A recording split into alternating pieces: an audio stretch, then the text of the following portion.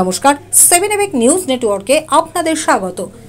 21শে September 2021 হৃদয় বিদারক মর্মান্তিক ঘটনার সাক্ষী হয়েছিল খড়দহবাসী।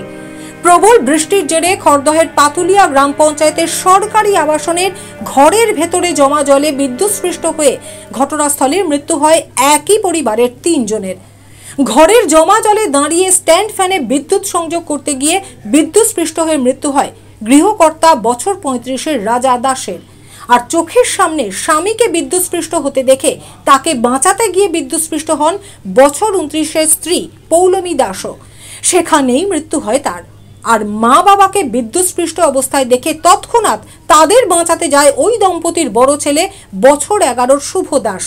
বিদ্যুৎস্পৃষ্ট হয়ে মৃত্যু হয় তারও। ঘরের ভেতরে খাটের ওপর বসে গোটা ঘটনা চোখের সামনে ঘটতে দেখে হতবাক হয়ে যায় দম্পতির ছোট ছেলে বছর 4-এর ত্রিয়ান দাস। সেই প্রাণঘাতী দুর্ঘটনার পর আজও বদলায়নি খড়দহের পাতুলিয়া গ্রাম পঞ্চায়েতের জল যন্ত্রণার ছবিটা। 22 সালে পৌরসভা ভোট, 24 সালে লোকসভা নির্বাচনের পরেও বহাল রয়েছে ওই এলাকার, বিশেষত পাতুলিয়া সরকারি আবাসনের বাসিন্দাদের জলমগ্নময় জীবনযাত্রা। গত কয়েকদিনের প্রবল বৃষ্টিতে খুব স্বাভাবিকভাবেই পাতুলিয়া সরকারি আবাসন কার্যত জলমগ্ন। আবাসনের ঘরগুলিতে জল ঢুকে পড়ায় চরম দুর্ভোগে দিন কাটাচ্ছেন এলাকার বাসিন্দারা। রাস্তায় হাঁটু সমান জল পেরিয়ে স্কুল, কলেজ, অফিস কাছারি, দোকান বাজারে যেতে হচ্ছে আবাসনের বাসিন্দাদের। কার্যত গৃহবন্দী হয়ে পড়েছেন ওই আবাসনের সমস্ত আবাসিকেরা। আর এদিন তাদের ধৈর্যের বাঁধ ভাঙলে বিক্ষোভে ফেটে পড়েন ওই এলাকার বাসিন্দারা।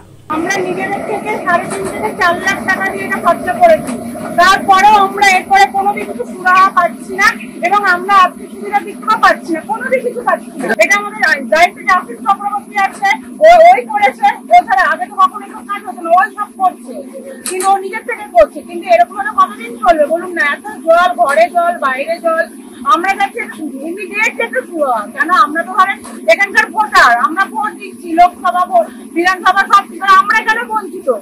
আমরা তো সব দিক থেকে বঞ্চিত দেখছি। সব আবাসিকে কাজ হচ্ছে, আমাদের আবাসিকে কোনোই কাজ হয় না। আমাদের এখানে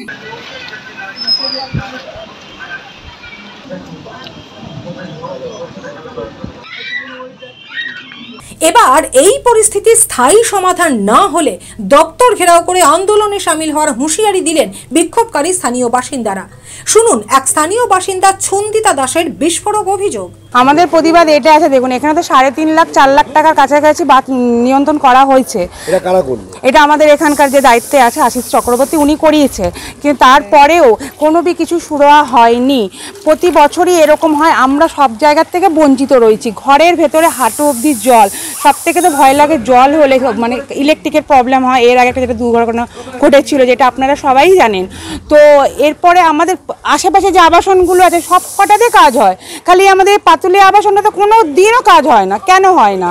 এরপরে যদি না হয় কাজ, এরপরে কিন্তু আমরা দপ্তর কিন্তু আমরা আন্দোলনে গিয়ে দাঁড়াবো। কর্মসূচি সব কিছু হাউজিং থেকে আমরা আবাসন থেকে কোনো কিছু আমরা বাদ রাখিনি, সমস্ত কিছু করেছি। তারপরে আমাদের এই আবাসনটা সবসময় খালি বঞ্চিত থাকে। কেন? ভালোই অসুবিধা। আপনারা ঘরের ভেতরে চলেন, গিয়ে এক হাঁটু জল, ঘরে বাচ্চা আছে, সব আছে, পড়াশোনা, স্কুল আছে, সমস্ত কিছু, রান্না বান্না, খাওয়া দাওয়া সবই তো হয়। ঘরের ভেতরে যদি জল থাকে, বাইরে জল থাকে, তাহলে অসুবিধাটা কেমন দাদা আপনারা তো ভালো করেই জানেন। এটা তো না পৌরসভা না পঞ্চায়েত, হ্যাঁ কোনো কিছু, কিন্তু আমাদের কাছ থেকে ভোট নাই। লোকসভারও ভোট হচ্ছে, বিধানসভা হচ্ছে, দুটোরই ভোট দিচ্ছি আমরা, দুটোরই ভোট দিচ্ছি আমরা। আপার লেভেলের নেতাদেরকে জানিয়েছেন? সব কিছু জানানো আছে, তাতে আমাদের কোনো কিছু হয় না। এবার আমরা কর্মসূচি হিসাবে আমরা ঘেরাও করবো আমাদের আবাসিকের লোকরা গিয়ে। সবাই এরকম করে হয় নাকি? দীর্ঘদিনের এই সমস্যা, একদিনের সমস্যা, এখানটাতে কোনো কাজ হচ্ছে না। নিজের থেকে যা 3.5-4 লাখ টাকাতে কাজ করলো, তাতেও তো কোনো কিছু হলো না। এরকম করলে তো হয় না। না, আমরা তো ভোট দিচ্ছি লোকসভা, বিধানসভা, সব কিছুতে পিঠে করে আমাদের এলাকার ছেলেরা সমস্ত কিছু পেটে নিয়ে গিয়ে বস্তা দিচ্ছে, সমস্ত সব নিজের কাছ থেকে বাধা দিচ্ছে। বাধা গিয়ে দেখুন, চলেন আপনি ঘরের ভেতরে গিয়ে দাদা দেখেন না কি অবস্থা ঘরের ভেতরে। বাদের পরিস্থিতি তাদের দিন ঠিক ছিল, তারপরে যে জল ঢোকার পর যে কাছেই আবার খবর পেয়ে জলমগ্নময় পাতুলিয়া সরকারি আবাসনের পরিস্থিতি সরেজমিনে পরিদর্শনে আসেন খড়দহের বিধায়ক তথা রাজ্যের কৃষি ও পরিষদীয় মন্ত্রী শোভনদেব চট্টোপাধ্যায়। জলবন্দী স্থানীয় বাসিন্দাদের সমস্যার সমাধানের আশ্বাস দেওয়ার পাশাপাশি তার দাবি জল যন্ত্রণা থেকে মুক্তি দিতে পাঁচিল নির্মাণের জন্য 1,85,00,000 টাকা অনুমোদন করা হয়েছিল, কিন্তু কোনো এক অজ্ঞাত কারণে তার অজান্তেই সেই অনুমোদন বাতিল হয়ে যায়। ইদানিং আমি বারবার চেষ্টা করেছিলাম, একটা তো আমার চেষ্টা আটকে গেল, এখানে সে পাঁচিলটা এখনো রয়েছে। আমি এখানে পুরোটা পাঁচিল দিয়ে ঘিরে দিয়েছিলাম, 1,85,00,000 টাকা স্যাংশন করিয়েছিলাম। অল অন এ সাডেন আমি জানতেও পারিনি, সে মিটিংয়ে আমি উপস্থিত ছিলাম না জেলা পরিষদের, সেই টাকাটা ক্যান্সেল করে দেওয়া হলো। কেন হলো আমি বলতে পারবো না। আমি পরে জিজ্ঞেস করেছিলাম, বললো ওটা করে লাভ হবে না, এতগুলো টাকা খরচ করে। তাহলে আমি পুরো পুরো পুরো হাউজিংটাকে বাঁচাবার চেষ্টা করেছিলাম। মানে দুর্ভাগ্য আমার, আমি মিটিংটাতেই খবর পাইনি, পরে জানতে পেরেছি। আমাকে আশিস যা বলে, প্রথমে পুকুর সংস্কারের কথা বললো, আমি 2টো পুকুর সংস্কার করিয়ে দিলাম। এটাও আমি করেছিলাম, কিন্তু আটকা পড়ে গেলাম। এখন আমাকে আবার চেষ্টা করে দেখতে হবে। ক্যাবিনেটে আলোচনা করবেন বিষয়টা? চেষ্টা করবো। ক্যাবিনেট দরকার লাগবে না, আমি জেলা পরিষদের সঙ্গে আলোচনা করলেই হবে। সেটাও ফাইনাল করে দিয়েছি এবং আমাকে ডিএম বলেছে হয়ে গেছে, সেটা আমরা রেজলিউশনও নিয়ে নিয়েছি, ওটা পঞ্চায়েতে ঢুকে যাবে। মানে লোকাল সাপোর্টটা ওরা পারছে না, পঞ্চায়েতে ঢুকে যাবে, পঞ্চায়েতে সে ডিসিশন হয়ে গেছে, ডিসিশন পর্যন্ত হয়ে গেছে। আমি বারবার ডিএমকে বলে আমি বললাম যে কোনো একটা করুন, হয় পুরসভার সঙ্গে দিয়ে দিন আর নয় পঞ্চায়েতকে দিয়ে দিন।